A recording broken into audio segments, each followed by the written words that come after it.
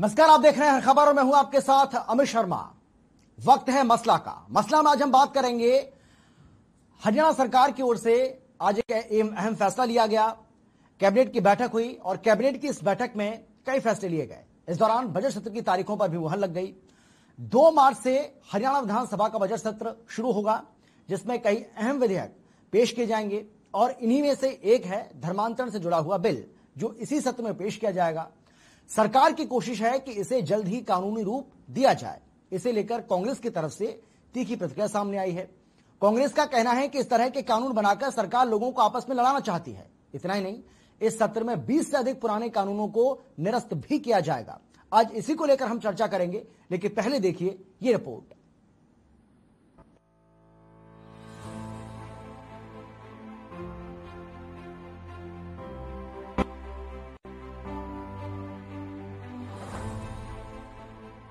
साल 2022 में पहली बार चंडीगढ़ में मुख्यमंत्री मनोहर लाल की अध्यक्षता में कैबिनेट की बैठक संपन्न हुई। इस बैठक के दौरान कई अहम मसलों पर चर्चा की गई। बैठक के बाद सीएम मनोहर ने प्रेस कॉन्फ्रेंस करते हुए बताया कि इस बैठक में 28 एजेंडों पर चर्चा की गई। वहीं हरियाणा सरकार के 2022 के बजट सत्र की तारीखों पर भी मुहर लग गई है। पत्रकारों को संबोधित करते हुए सीएम ने बताया कि इस बार का बजट सत्र 2 मार्च से प्रस्तावित है, जिसके लिए विधानसभा स्पीकर और गवर्नर साहब को प्रस्ताव भेज दिया गया है।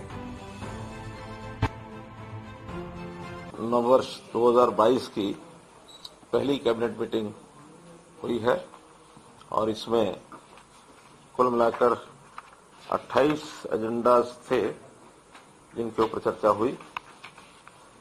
उन 28 एजेंडाज के चर्चा के साथ साथ एक बात जो महत्वपूर्ण है, जो आज हमने विचार कर ली है, फाइनल किया है, जिसको कि इस बार का जो बजट सेशन है 2 मार्च से और शुरू करने के लिए प्रस्तावित किया है। हमारी जो ये प्रस्तावना है ये स्पीकर साहब को, गवर्नर साहब को जाएगी, क्योंकि वर्ष का ये जो पहला सत्र है तो इसमें गवर्नर साहब का भी एड्रेस होता है। राज्यपाल अभिभाषण 2 तारीख को सबसे पहले दिन उन्हीं का अभिभाषण प्रस्तावित है और बाद में बिजनेस एडवाइजरी कमेटी वो तय करेगी कि उसको बजट सेशन को कब तक चलाना है, कितने दिन चलाना है। हालांकि बजट सत्र के चलने को लेकर सीएम ने कहा कि बिजनेस एडवाइजरी कमेटी ये तय करेगी कि बजट सत्र कब से कब तक चलेगा।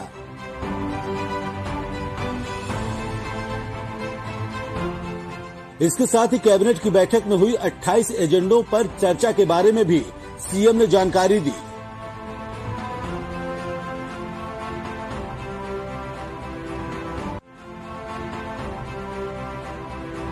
हरियाणा कैबिनेट की बैठक में जिन 28 मुद्दों पर चर्चा की गई, अब उनमें से कुछ मुद्दों के बारे में भी आपको बताते हैं। इस बार का बजट सत्र 2 मार्च से शुरू करने के लिए प्रस्तावित किया गया है। स्पीकर और गवर्नर साहब को इसका प्रस्ताव भेजा जाएगा। शाहबाद शुगर मिल में 60 KLPD में एथेनॉल बनाया जाएगा, जिसके लिए 9 करोड़ रुपए की ग्रांट दी जाएगी। संस्कृत आचार्य बीएड और शिक्षा शास्त्री को MA स्कूल कैडर के बराबर स्तर पर प्रमोशन मिलेगा। पंजाब डिस्टिलरी एक्ट में संशोधन किया गया है। कितनी शराब बनी, कितनी नहीं बनी, उस पर फ्लो मीटर लगाए जाएंगे। इससे इलीगल शराब बेचने पर रोक लगेगी। हरियाणा सरकार 20 एक्ट को रिपील करने के लिए लॉ कमीशन से सिफारिश करेगी, जिनकी अब कोई जरूरत नहीं है। आदि बद्री स्थान पर जो जलाशय बनने जा रहा है, उसकी पुष्टि की गई है। हरियाणा में गैर कानूनी धर्मांतरण करने का कानून सुनिश्चित किया गया है। इसका बिल विधानसभा में लाया जाएगा।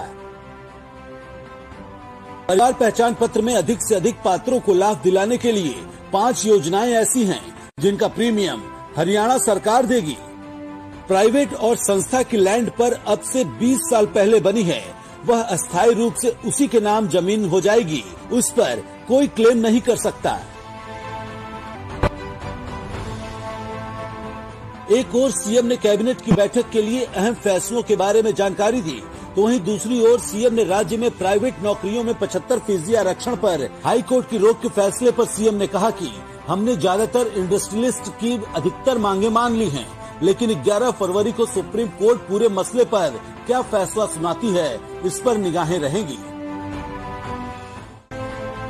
जहां 75% आरक्षण के मसले पर रार बरकरार है, तो वहीं देश में तेज होती 5 राज्यों की चुनावी सरगर्मी को लेकर भी सीएम मनोहर का बयान सामने आया। सीएम ने पंजाब चुनाव का जिक्र करते हुए कहा कि पंजाब इलाका उनका जाना पहचाना इलाका है और अगर इससे पार्टी को फायदा होता है तो इससे बेहतर क्या हो सकता है।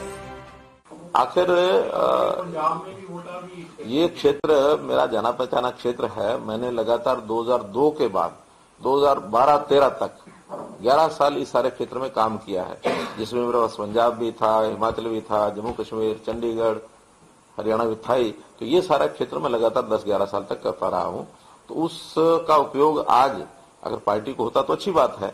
अभी पिछले दिनों चंडीगढ़ के चुनाव थे, उसमें भी मेरी ड्यूटी लगाई गई थी। वहां मेयर भी संयोग से भारतीय जनता पार्टी का बना है। कल भी पंजाब में 2 बड़ी हस्तियों ने ज्वाइन किया है, एक माही गिल और एक है हॉबी धालीवाल। दोनों अच्छी फिल्म जगत की हस्तियां हैं, दोनों ज्वाइन किया है और निश्चित रूप से इसके परिणाम भी, रिजल्ट भी अच्छे आएंगे। सीएम के मुताबिक वो पंजाब चुनाव में पार्टी का 6 विधानसभा सीटों पर प्रचार करने के लिए पूरी तरह से तैयार हैं। हालांकि इन सब के इतर इस साल की पहली कैबिनेट की बैठक में हरियाणा विधानसभा के बजट सत्र की तारीखों पर मुहर लग गई। तो वहीं धर्मांतरण के मुद्दे पर भी सरकार ने पूरा मन बना लिया है कि गैर कानूनी धर्मांतरण के लिए भी विधानसभा के पटल पर बिल लाया जाएगा और सब ठीक रहा तो बिल को पास करवाकर कानून का रूप दे दिया जाएगा। चंडीगढ़ से रवि चंदेल के साथ ब्यूरो रिपोर्ट, हर खबर।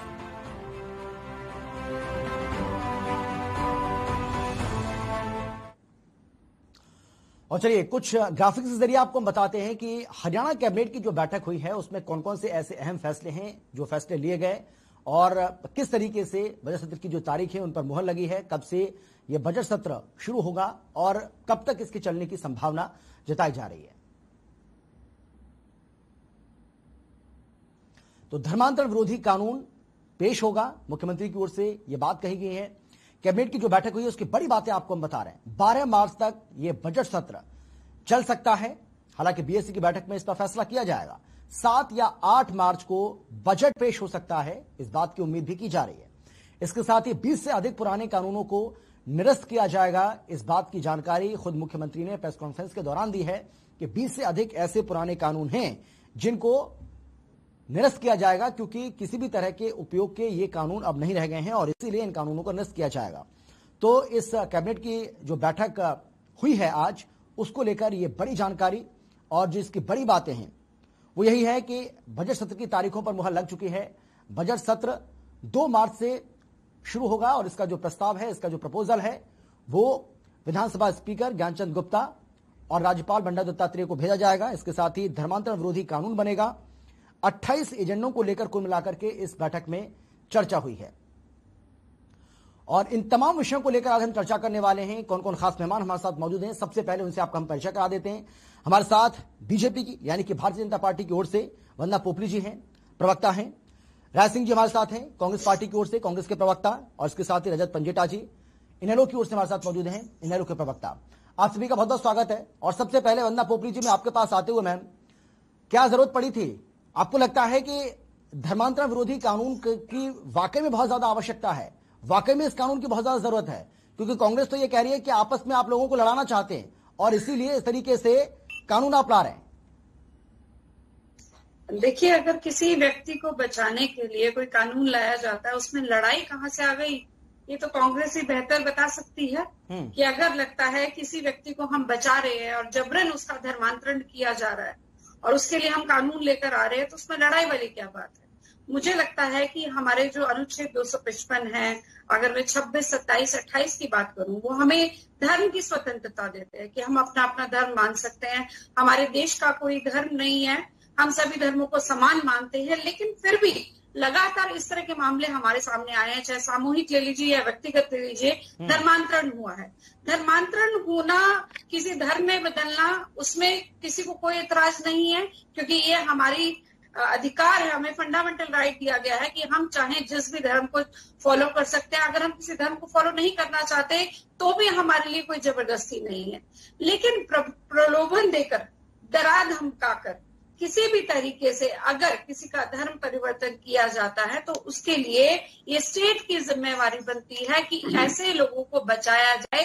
जहां पर हमने बहुत बार देखा कि कमजोर वर्ग के व्यक्ति हैं, उनको प्रलोभन दे दिया जाता है कि धर्म बदल लो, तो उसके पीछे एक एजेंडा होता है कि हमने अपने धर्म को आगे बढ़ाना है। मैं वही आपसे जानना चाह रहा हूँ वंदना पोबली जी, यही सवाल मैंने आपसे किया। मैं आपसे ये जानना चाह रहा हूँ कि क्या ऐसा कोई रिकॉर्ड आपके पास है, क्या कुछ आंकड़े आज आप ऐसे लेकर आई हैं जो आपको लगता है कि प्रदेश में बहुत ज्यादा जरूरी है धर्मांतरण कानून?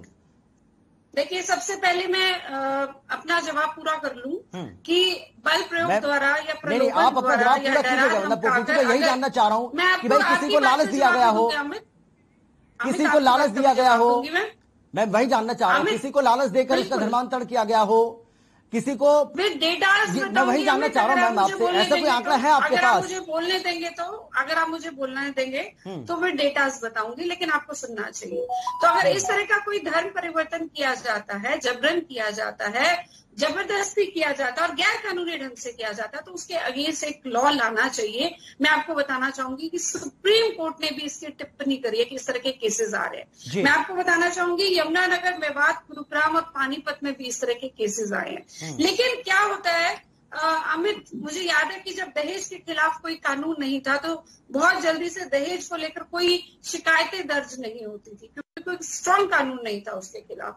हो सकता है कि तंग किया हो, मारा पीटा हो, उसके लिए बन जाएगा, लेकिन दहेज के खिलाफ कोई कानून, जब तक कानून नहीं बन गया तब तक केसेस भी इतने सामने नहीं आए। लेकिन जब सुप्रीम कोर्ट इसमें अपनी टिप्पणी दे चुका है, हम भी देख चुके हैं कि इस तरह के केसेस सामने आ रहे हैं, तो जरूरत है कि एक ऐसा हम कानून दे दें जहां पर लोगों को लगे कि यहाँ पर कहीं पर न्याय मिलने की उम्मीद है। हमारे प्रदेश में भी एक ऐसा कानून है, अगर हमारे से गैर कानूनी ढंग से कोई धर्मांतरण कराता है तो हम उसके अगेंस्ट। मैं वंदना पोबली जी वही तो आपसे जानना चाह रहा हूं, कि सरकार के पास ऐसा कोई डाटा है क्या कि गैर कानूनी तरीके से धर्मांतरण किया गया हो? ऐसी कोई जानकारी आपके पास हो जिसकी वजह से आपको लगता है कि प्रदेश में अब वाकई में ऐसे कानून की जरूरत आन पड़ी है, या फिर दूसरे जो प्रदेशों में जो लागू किया जा रहा है, चाहे हम यूपी की बात करें, मध्य प्रदेश की बात करें, हम उत्तराखंड की बात करें, या उनको फॉलो किया जा रहा है? मैं ये जानना चाह रहा हूं आपसे बस। मैं सिर्फ आपको इतना ही बताना चाह रही हूँ, लगातार इस तरह के केसेस आए हैं और पुलिस में भी रिपोर्ट हुए हैं केसेस ऐसे, और सुप्रीम कोर्ट ने अपनी न्यायिक नोटिस लिया है, इसका टिप्पणी भी नहीं करी, न्यायिक नोटिस लिया है कि इस तरह के केसेस हो रहे हैं। तो मुझे लगता है कि अगर कहीं पर भी जरा से एक व्यक्ति को भी अगर असर करता है तो उसके लिए कानून बनाने में कोई बुराई नहीं है। सरकार सभी के लिए, ऐसा नहीं। राय सिंह जी, अगर गलत तरीके से किसी का धर्मांतरण किया जा रहा है, किसी का धर्म परिवर्तन किया जा रहा है, जबरदस्ती किया जा रहा है, या किसी तरह का कोई लालच देकर किया जा रहा है, अगर इसको लेकर कानून सरकार कोई बनाना चाहती है तो इस पर आपत्ति क्या है आपको? अगर कोई गैर कानूनी काम करेगा, गलत तरीके से काम करेगा तो सजा भुगतेगा, दिक्कत क्या है आपको? आप क्यों परेशान हैं? देखिए अमित शर्मा जी, मेरे मित्र, मुझे खुशी होती, हम सम्मान करते, हम धन्यवाद करते सरकार का। जी बोलिए राय सिंह, बोलिए। मेरी आवाज आ रही है? हाँ, आपकी आवाज मुझे आ रही है, आप बोलिए। अब आ रही है। शायद मुझे लग रहा है वंदना पोबली जी को आपकी आवाज नहीं जा रही थी, लेकिन अब जा रही है, बोलिए आप। अमित शर्मा जी, हमें खुशी होती, हम धन्यवाद करते सरकार का।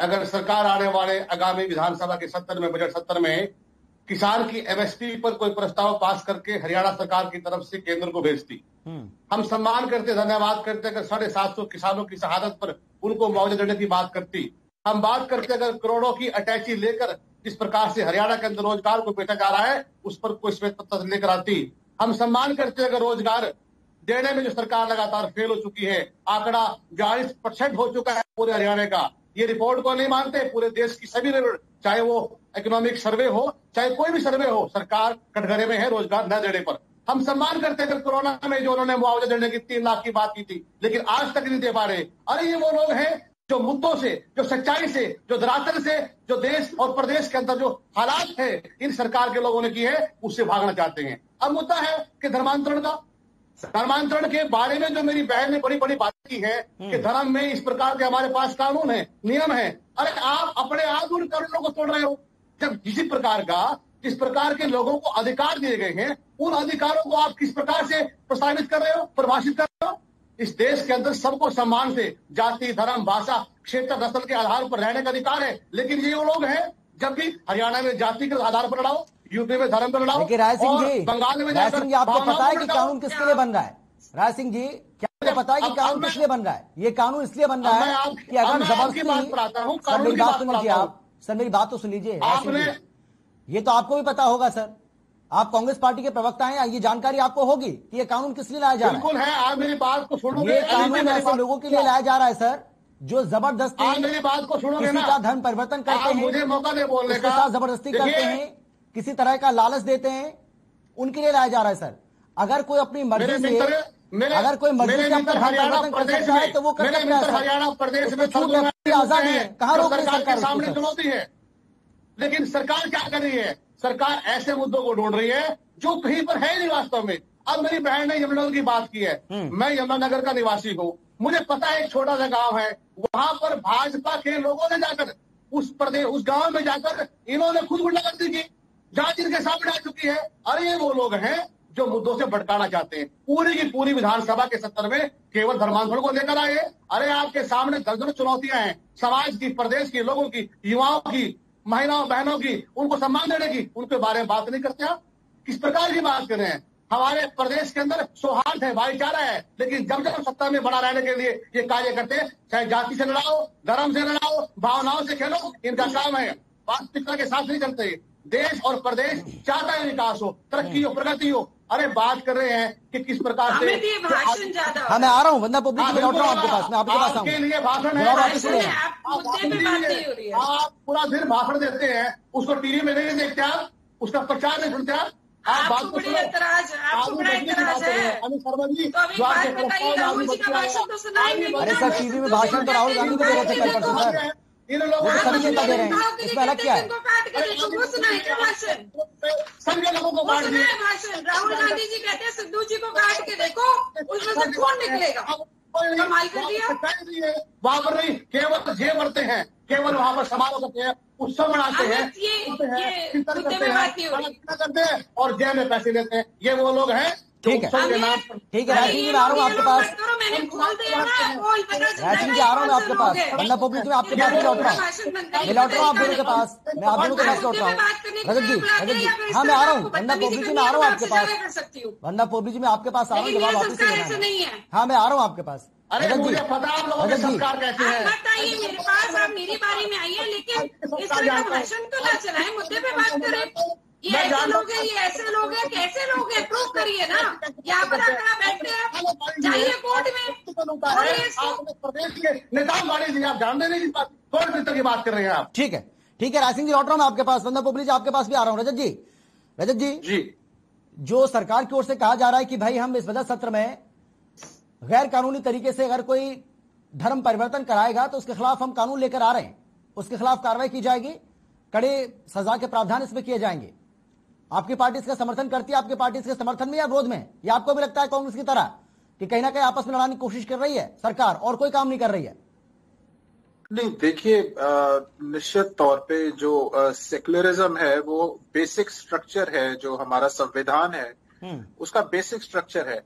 वंदना पोपली जी काउंटर क्या होगा उसकी तैयारी जो है वो पहले से करके आई थी, क्योंकि उनको पता था कि जो हमारा संविधान है वो आर्टिकल 25 से लेके 28 तक कोई भी रिलीजन, किसी भी व्यक्ति को अभिव्यक्ति की आजादी है ये अब, और कोई भी रिलीजन अगर हम फॉलो करना चाहें, नहीं करना चाहें तो ये पहले अनकॉन्स्टिट्यूशनल है। अगर आप धर्म की, मैं कहूंगा ये एक तरीके से राजनीति है, क्योंकि आपने भी जब डेटा मांगा तो मैडम जी डेटा नहीं दे पाई। मैं 2011 का कंसेंसस है जिसका डेटा के हिसाब से मेरे पास है वो, जिसमें 79.8% हिंदू हमारे देश में है, सिर्फ 14.2% जो है वो इस्लाम को फॉलो करते हैं, 2.3 जो % है वो क्रिश्चियनिटी को फॉलो करते हैं, 1.7 सिखिज्म को, 0.7 बुद्धिज्म को, 0.4 जैनिज्म को।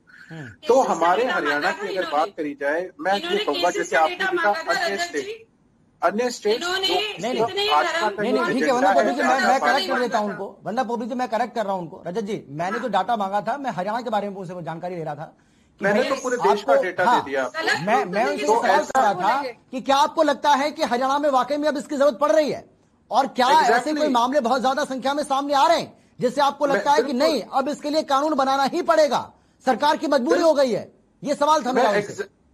बिल्कुल एग्जैक्टली मैंने पहली दफा ही जो आपने सवाल किया था मैं उसी को आगे बढ़ा रहा हूं, और मैंने अच्छी तरह सुन लिया था कि आपने हरियाणा के संदर्भ में मैडम से ऐसे इतने डेली बेसिस पे ऐसे कितने केसेस आ रहे हैं जो सरकार जो है बेरोजगारी का मुद्दा, जो प्रदेश के ऊपर बढ़ता कर्ज का मुद्दा, और जो हरियाणा में किसानों की हालत है उसका मुद्दा, आय दुगनी का मुद्दा छोड़कर धर्मांतर ये धर्म परिवर्तन के ऊपर एक कानून लाने की, जिनको मुझे नहीं लगता था कि ऐसी कोई आवश्यकता थी इस टाइम के ऊपर कि आपको सारा कुछ छोड़ के आपको यही एक इशू उठाना था। आपने इशू उठाने थे। आप कहते हैं, मुख्यमंत्री जी कहते हैं कि हमने 5 योजनाएं हैं जिसके अंदर किसान मानधन है, व्यापारी मानधन वगैरह जो भी है, उसमें बोलते हुए कहा है कि अगर कोई किश्त नहीं दे सकता, उनका मैं सुन रहा था प्रेस कॉन्फ्रेंस, या देना नहीं चाहता, मतलब कमाल हो गया कि आप किसान को तो अगर वो किश्त मजबूरी में नहीं दे पाता कर्ज के कारण, तो आप उसकी जमीन कुर्की के नोटिस लगा देते हो। और अगर कोई किश्त देना नहीं चाहता और दे नहीं सकता वो अलग चीज है, देना भी नहीं चाहता तो हम 5 योजनाएं। आप पूरी बात नहीं बोल रहे हैं ना, उन्होंने ये भी तो कहा कि अगर वो नहीं दे पाते हैं या नहीं देना चाहते हैं तो सरकार उसकी भरपाई करेगी, सरकार देगी। नहीं देना ये भी तो बोला उन्होंने, लेकिन ये आप नहीं बोल रहे हैं क्योंकि वो आपको नहीं करता है। नहीं पूरी बात बोल रहे हैं आप, जब बोल रहे हैं तो अब पूरी बात बोलिए। ये भी बोला ना उन्होंने। अब मैं गलत कर रहा हूं तो बताइए मुझे क्या हाँ मैं गलत बोल रहा हूं? अमित जी मैं नहीं दे सकता, वो मेरी मजबूरी है, मैं नहीं देना चाहता, मैं बिल्कुल नहीं देना चाहता। एग्जैक्टली ये बोल रहा चाहता हूं मैं आपको। आपको डिफरेंस समझ में आ गया तो मैं आगे बढ़ूं? हाँ बोलिए बोलिए, आप बोलिए। अब क्या कर रहे हैं ये धर्मांतरण के नाम के ऊपर, ये क्या कर रहे हैं, एक लेके आएंगे एक्ट लेके आएंगे, उसमें कैसे किसको 30 दिन का एडवांस नोटिस, जो धर्म जिसने कराना है पहले तो वो करेगा, जो है धर्म परिवर्तन करने वाला व्यक्ति होगा उसको भी 30 दिन का एडवांस नोटिस देना पड़ेगा, उसको एडीसी को या डीसी को। फिर इन्होंने उसको नोटिस बोर्ड पे लगाएंगे, वहां पे फिर ऑब्जेक्शन लेंगे डीसी, और उसके ऊपर इन्होंने फिर सजा का प्रावधान किया है, वो 3 से 5 साल का है। अलग अलग जो उनके आगे केसेस हैं, SC ST में फाइन 25,000, पहले 25,000 है फिर 50,000 है। अगर आप मास कन्वर्जन कराते हैं उसमें 10 साल की सजा का प्रावधान इन्होंने किया है, और फाइन भी 1 लाख का किया है। देखिए सिर्फ पूरे देश में अगर यूनिफॉर्म सिविल कोड है वो सिर्फ गोवा के अंदर है। आप ये जो है ना फ्रीडम आप नहीं छीन सकते, हम ये अनकॉन्स्टिट्यूशनल है क्योंकि हमारा संविधान खुद इसकी आजादी देता है कि आप किसी भी धर्म को अगर आप अपनाना चाहें आपको पूरी आजादी है। ये आप इसके ऊपर रजत जी कानून का डर गलत तरीके से परिभाषित करने की कोशिश कर रहे हैं ना सर। मैं यही बात तो राय सिंह जी को कह रहा था कि भाई सरकार कौन सा कह रही है कि आप अगर अपनी मर्जी से अपना धर्म परिवर्तन करना चाहते हैं तो कर सकते हैं, सरकार कहां रोक रही है उसमें? उसके लिए सरकार थोड़ी सजा आपको दे रही है। वो तो जो गैर तरीके से हो रहा है, जो कानून के मुताबिक नहीं है, कानून के हिसाब से नहीं हो रहा है, उसके लिए कानून लाया जा रहा है सर। नहीं, आपकी बात मैं बिल्कुल समझ गया हूं। आपकी ये कोई अगर आप ये बताइए कोई पैसे का लालच देके किसका धर्म परिवर्तन कराता है? अगर कोई ऐसे केसेस है कोई पैसे का लालच देके रजत जी अगर आप पैसे कहेंगे तो मैं आपको 20 उदाहरण दे सकता हूं कम से कम। अभी आपको याद होगा 5-6 महीने पहले यूपी में एक बहुत बड़ा नेटवर्क का पर्दाफाश हुआ था। यूपी में कितना बड़ा नेटवर्क था सर? अरे धर्म की आप जानते हैं, आप ऐसा मत बोलिए सर। भाजपा जो है ये धर्म की राजनीति कोई आज से थोड़ी ना करती आई है, ये धर्म के नाम पे राजनीति तो कर रही है। ठीक है, भाजपा का काम क्या है? धर्म के नाम पे आपको हंसी क्यों आ रही है? भाई सीधा आरोप लगा रहे हैं वो तो आपके ऊपर कि आप धर्म की राजनीति करते हैं, यही काम आपके ऊपर रह गया है। भाई बजट सत्र की तारीखों पर आपने मुहर लगाई, बजट सत्र को लेकर इसमें चर्चा करनी थी, चर्चा इस बात को लेकर आपको करनी थी कि भैया आप बताइए आप किसानों के लिए क्या करेंगे, आप नौजवानों के लिए क्या करेंगे, आप युवाओं के लिए क्या करेंगे, महिलाओं के लिए आप इस बजट में क्या कुछ देने वाले हैं। लेकिन चर्चा आप इस बात को लेकर कर रहे हैं कि भैया हम धर्म परिवर्तन से जुड़ा हुआ कानून लेकर आएंगे। अमित जी मैं बोलूं? जी हाँ बोलिए। जब आपकी बात का जवाब नहीं दे पाए रजत पंजेटा जी तो उन्होंने सीधा सीधा आरोप लगा दिया कि भाजपा जो है वो धर्म की राजनीति करती है। आपको मेरी आवाज सुनाई दे रही है? हाँ मुझे आ रही है, बंदा पुपली जी आप बोलिए। रजत देखिए सबसे पहले मैं रजत पंजेटा जी को बहुत लर्न पर्सन समझती थी, मैं बहुत हैरान हूं उनकी बात को सुनकर। आप ये कह रहे हैं कि बेरोजगारों की बात नहीं करी, किसानों की बात नहीं करी, 28 एजेंडास थे। आपने एजेंडा, हम यहाँ पे चर्चा एक एजेंडा पे कर रहे हैं, आप वो 27 से 27 आपने साइड में कर दिए, आपने उसके बारे में बात ही नहीं करी, क्योंकि हम यहाँ पर एक की चर्चा कर रहे हैं तो आपने बोला और तो कुछ सोच ही नहीं रहे सकता। अरे 27 एजेंडा में सबसे पहले कौन सा है? हम क्या कह रहे हैं यहाँ पर, आपने भी अभी बोला कि KLPD जो एथेनॉल प्लांट लगाया जा रहा है किसके लिए है? किसानों के लिए। जो अगर गन्ना अगर उनको मिलों, चीनी मिलों में नहीं बेचता तो एथेनॉल बनाने के लिए उसको सेल कर सकते हैं। मेरे ख्याल से मुझे लगता है कि आपने उसमें इसको मेरी आवाज सुनाई दे रही है आपको? हाँ, आ रही है, मतलब आपकी आवाज आ रही है। जी, मैं लौटा आपके पास आ रहा हूं। ये किसानों के लिए ताकि शीरा जो है वो उसकी वैल्यू बढ़ जाएगी। दूसरा, बेरोजगार की बात करते हैं, यहाँ पर नौकरियों की बात की। यहाँ पे हमने कहा कि ग्रुप सी और ग्रुप डी में नौकरियां दी जाएंगी, वो आपको नहीं दिखाई दिया। लेकिन आपको सिर्फ बात करनी है उस बात पर जो आपको एजेंडा आपको सूट करता है। आपने क्या कहा कि सबको धर्म की स्वतंत्रता है, और अमित जी आपने बहुत अच्छा काउंटर किया कि धर्म की स्वतंत्रता तो है, लेकिन धर्म की स्वतंत्रता होते हुए जब हम अपनी मर्जी से किसी भी धर्म को फॉलो करें, हम किसी भी धर्म को माने, ये हमारी स्वतंत्रता है। लेकिन कोई जबरदस्ती आकर या लालच देके मेरा धर्म परिवर्तन कराता है तो उसके लिए कानून होना चाहिए, चाहे वो एक व्यक्ति के लिए भी क्यों ना हो। मैंने आपको डेटा यहाँ पर बताया कि बहुत सारी जगह कंप्लेंट्स हुई हैं, लेकिन कोई ऐसा एक्ट नहीं था, कोई लॉ नहीं था, उसके एब्सेंस में कुछ नहीं हो पाया। जब लॉ आ जाएगा तो लोगों में डर भी रहेगा कि हम इसको जो है जबरदस्ती किसी को धर्म परिवर्तन डेटा मांग रहे हैं आपसे, किसी को पैसा दे। राय सिंह जी भी इस बात पर जोर दे रहे थे, रजत जी भी इस बात पर जोर दे रहे हैं। आप कब सुप्रीम कोर्ट डेटा मांग रहे हैं आपसे मैम, अगर आपके पास डेटा है वंदना पोपली जी तो आप बता दीजिए तो सरकार को इसकी जरूरत क्यों पड़ी, वो ये जानना चाह रहे हैं। मैं बता देती हूँ। बिल्कुल सरकार के पास इसका डेटा है, सरकार के पास इसका डेटा है, नंबर ऑफ केसेस आए हैं, लेकिन किसी भी लॉ की एब्सेंस की वजह से उस पर कोई एक्शन नहीं हो पाया। मैंने आपको बोला दहेज प्रथा पर जब तक कोई लॉ नहीं आया था तब तक कोई एक्शन नहीं हो पाया था, क्योंकि कोई कानून ही नहीं था। तो अगर इस तरह के केसेस सामने आए हैं तो लॉ की एब्सेंस में वो निरस्त हो गए हैं, तो ये हमारी जिम्मेवारी बनती है। और आपको डेटा क्यों चाहिए? आपको 100 हो, 1 हो, 1000 हो, 5000 हो, वंदना पोपली जी देखिए ये बात तो आपको माननी पड़ेगी वंदना पोपली जी। वंदना पोपली जी, किसी भी कानून की हमें जरूरत तभी पड़ती है तो हमें लगता है कि हाँ अब इसके लिए कानून होना ही चाहिए।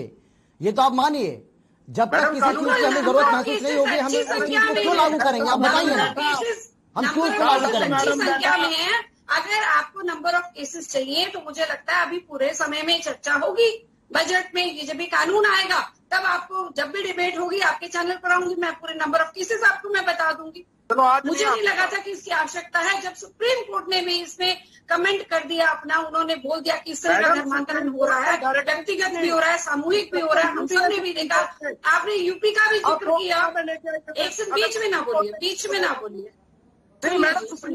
अगर माननीय सुप्रीम कोर्ट न्यायालय ने कहा है तो आप लोकसभा में कानून ले आइए ना, पूरे देश में लागू हो जाएगा, वहां बहस कर लीजिए इसके ऊपर। अच्छा सुझाव है, अच्छा सुझाव है, इस बारे में बात करेंगे जरूर। बहुत अच्छा सुझाव है, ये भी लेकर आएंगे। नहीं रजत जी एक और बात, अगर लोकसभा में राज्यसभा में कानून आता है, देखिए नहीं वंदना पोपली जी 1 मिनट, रजत जी से मेरा सवाल है। रजत जी, अगर लोकसभा राज्यसभा में कानून आता है तो आपको कोई दिक्कत नहीं है, अगर संसद में कानून आ रहा है कोई दिक्कत नहीं है, लेकिन विधानसभा के अंदर अगर कानून लाया जाएगा तो आपको दिक्कत है। ये समझ नहीं आया मुझे। आपको इसलिए नहीं समझ में आया कि जो लैंड एक्विजिशन एक्ट है ना जी, वो रिहैबिलिटेशन वाला जो बार बार ये जब इनकी सरकार आई तो ऑर्डिनेंस के थ्रू 3 बार ही लेके आए उसको डाइल्यूट करने के लिए, और तीनों बारी वो क्या है, इनके पास नंबर नहीं थे, वो औंधे मुंह गिरा। वो इन्होंने चोर रस्ते थे 7 साल के बाद हरियाणा में लागू कर दिया कि कैसे किसान की जमीन ली जाए।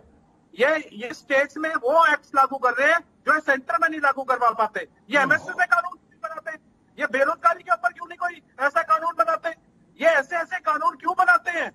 ये आप ये बताइए कि अगर इंडिया में अगर होगा, पूरे देश में लागू होगा तो ये पूरा हरियाणा में जरूरत क्या है? अगर इन्होंने माने सुप्रीम कोर्ट का नाम पूर्ण बहुमत की सरकार है, बताइए और दिखाइए ये केंद्र सुप्रीम कोर्ट ने कहा ये कानून बनाइए। सर एनडीए की पूर्ण बहुमत की सरकार है सर, सुप्रीम कोर्ट ने क्या आप ये कानून बनाइए, लागू कीजिए हरियाणा में। रजत जी आप पढ़े लिखे इंसान है सर, देखिए आप तो 3 तलाक का भी विरोध करते थे, लेकिन बन गया ना 3 तलाक का कानून। अरे मैंने कब किया, कौन सा डिबेट में किया? 370 को लेकर भी बहुत सारी बातें कही जाती थी, लेकिन शर्मा जी बताइए तो आप ये यूपी का डिबेट नहीं हो रहा है। यार मैं क्या यूपी में चुनाव है, यूपी में चुनाव है, यूपी का डिबेट नहीं है।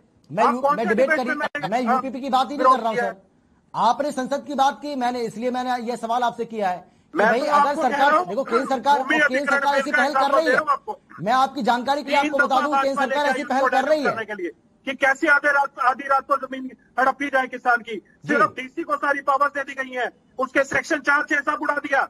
ये आप ये देखिए, ऐसे किसान विरोधी कानून जो ये सेंटर में लागू नहीं कर सकते, वो ये प्रदेश में लागू करते हैं, ये चोर रस्ते से, ताकि ऐसे ऐसे कानून जन विरोधी, किसान विरोधी नीतियां हैं सारी की सारी। धर्मांतरण किसान विरोधी रहते। ठीक है Rai Singh ji. Madam land acquisition act की बात कर रहा हूं मैं। राय सिंह जी, भूमि अधिग्रहण बिल। राय सिंह जी, देखिए मुझे लगता है कि जब आपके पास जवाब नहीं होगा तो इसी तरह की बात करेंगे। मेरे को यही समझ आता है, आप तमाम तरह की बातें करेंगे लेकिन ये नहीं बताएंगे आपको लगता है धर्मांतरण अगर गैर कानूनी तौर पर होता है वो गलत है या सही है। आपने उसका जवाब दिया, सिर्फ विरोध करने के लिए विरोध करना है, ये तो गलत बात है ना।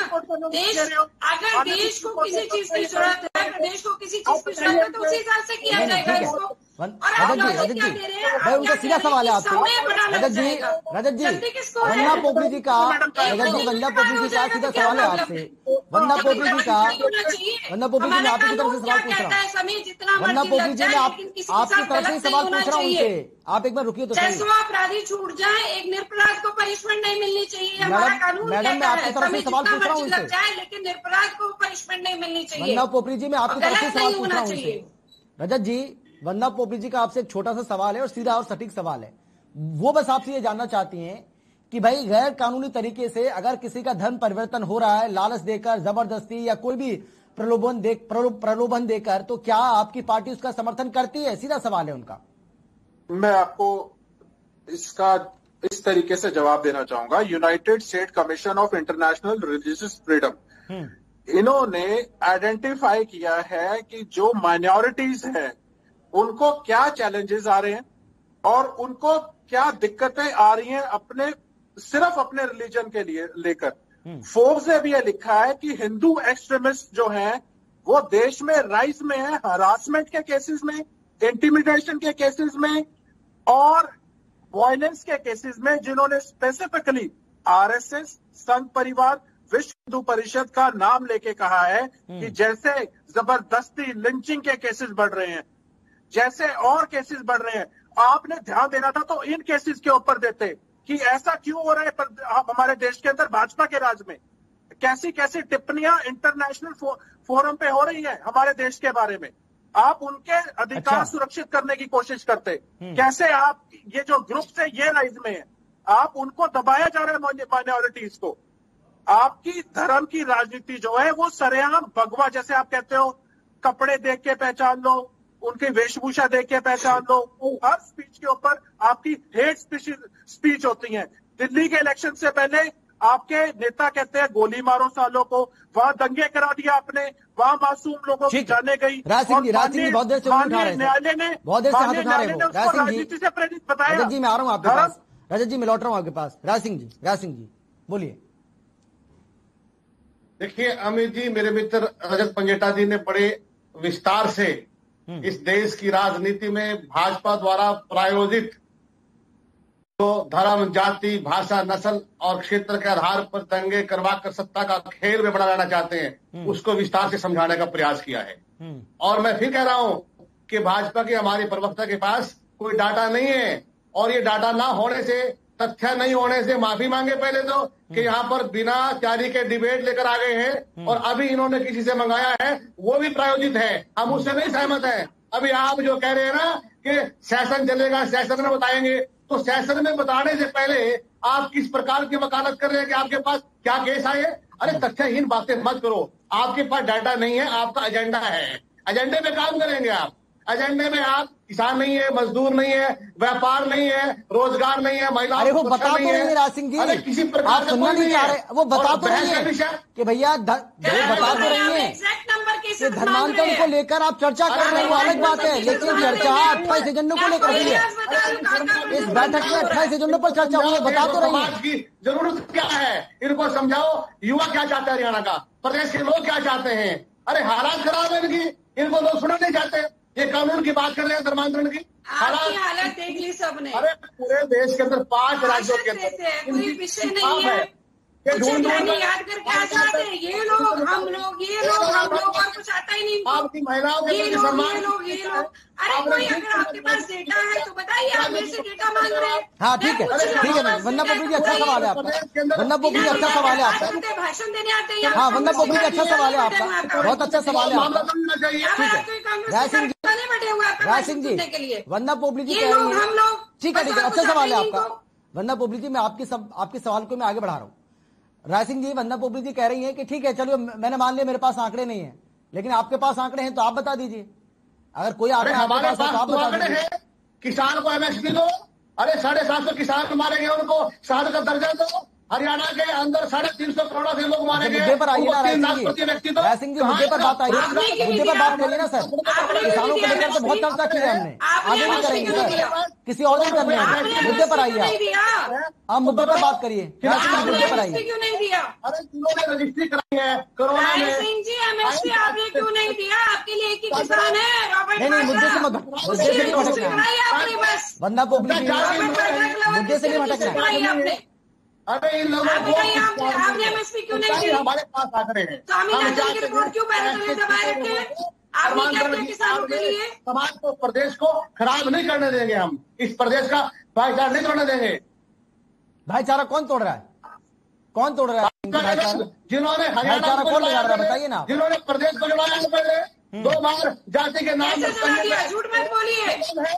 अरे कहाँ है प्रोफेसर नरेंद्र सिंह? राय सिंह जी, बताइए क्या किया? राय सिंह जी, अगर गैर कानूनी तरीके से किसी का धर्मांतरण किया जा रहा है, अगर उस पर कोई कानून सरकार बनाना चाहती है तो उसे भाईचारा खराब हो रहा है। अरे भाई साहब, अमित शर्मा जी, भाईचारा कैसे खराब होगा सर? पहले समझाइए ना विस्तार से। धर्म की रक्षा को लेकर, समाज की रक्षा को लेकर, सुरक्षा को लेकर, ये कोई नए लोग नहीं है कि ये नए कानून लेकर आएंगे। इनको केवल अपने चरित्र से समाज को तोड़ना है। इनको दिखाना है कि तुम फर्जी ठेकेदार हो, जबकि ये फर्जी ठेकेदार राजनीति में उपयोग करते हैं। अरे सर मुझे आप ये बताइए ना, मैं तो ये जानना चाह रहा हूँ भाजपा। राय सिंह जी, कुछ भी नहीं समझ आएगा। ठीक है वंदना पोपली जी, वंदना पोपली जी, राहुल गांधी की बात नहीं समझ आ कि इनकी भी नहीं समझ आएगी। वंदना पोपली जी, वंदना पोपली जी, राय सिंह जी, मैं लौट रहा हूँ आपके पास। राय सिंह जी, मैं लौट रहा हूँ आपके पास। वंदना पोपली जी, मैं आपसे जानना चाहूंगा, लोगों को समझाना पड़ता है। राय सिंह जी और रजत पंजेटा जी जो बार बार इस बात पर जोर दे रहे हैं, मैं आपसे जानना चाहूंगा मैम कि क्या आप जो ये कानून लाने जा रहे हैं, क्या इसमें ऐसा कुछ भी है कि इसमें किसी खास वर्ग को टारगेट किया जाएगा? जिस तरीके से बार बार राय सिंह जी कह रहे हैं कि भाईचारे को बिगाड़ने की कोशिश कर रहे हैं, धर्म की राजनीति आप कर रहे हैं, तो क्या ऐसा कुछ है क्या इस कानून में कि आप किसी खास वर्ग को, किसी वर्ग विशेष को आप टारगेट करने की कोशिश कर रहे हैं? ऐसा कुछ है क्या?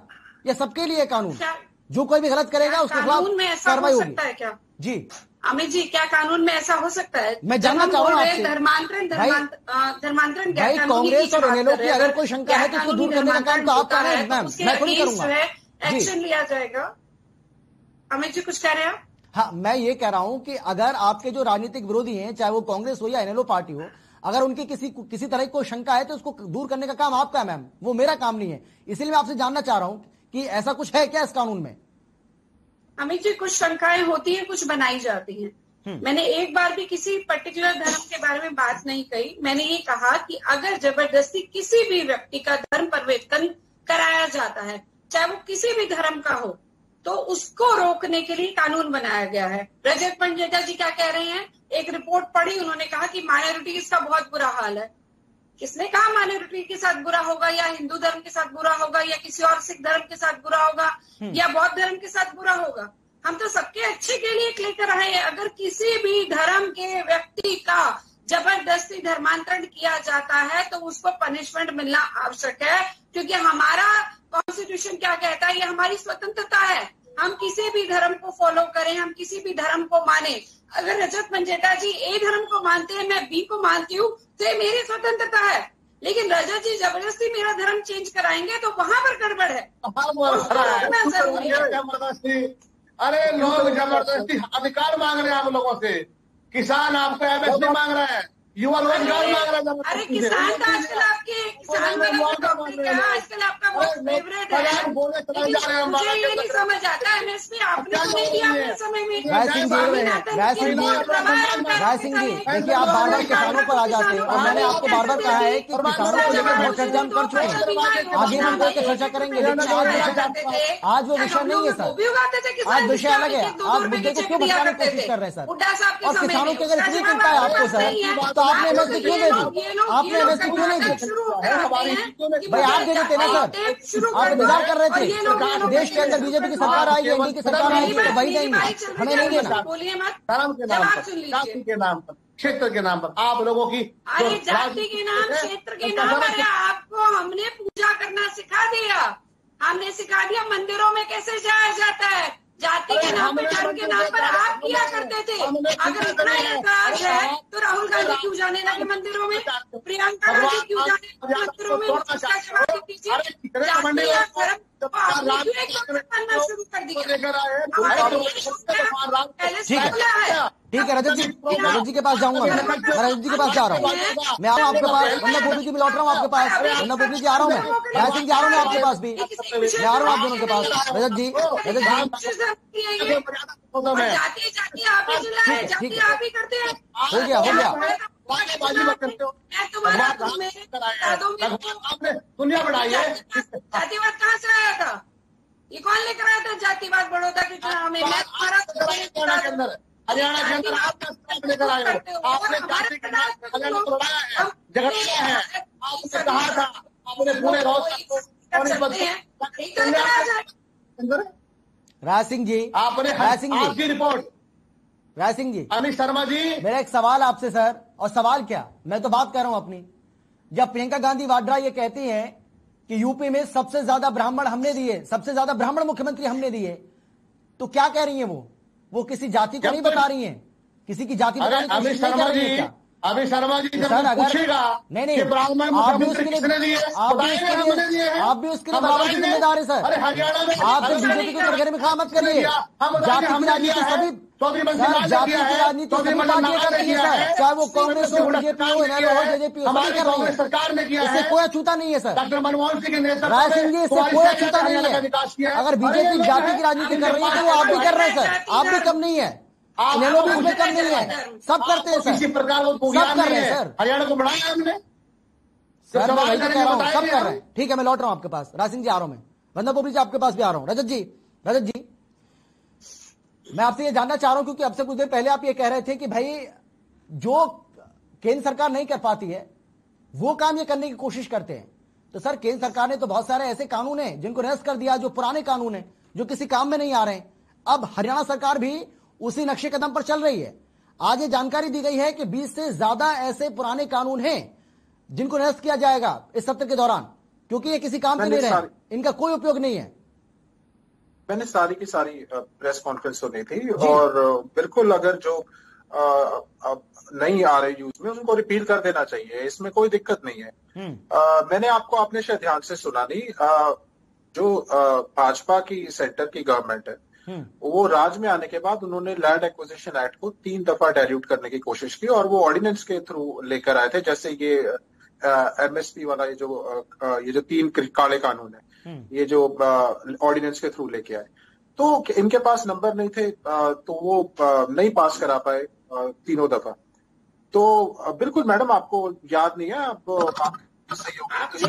कानूनों की बात की तो मुझे लगा उसके बारे में बात कर रहे हैं।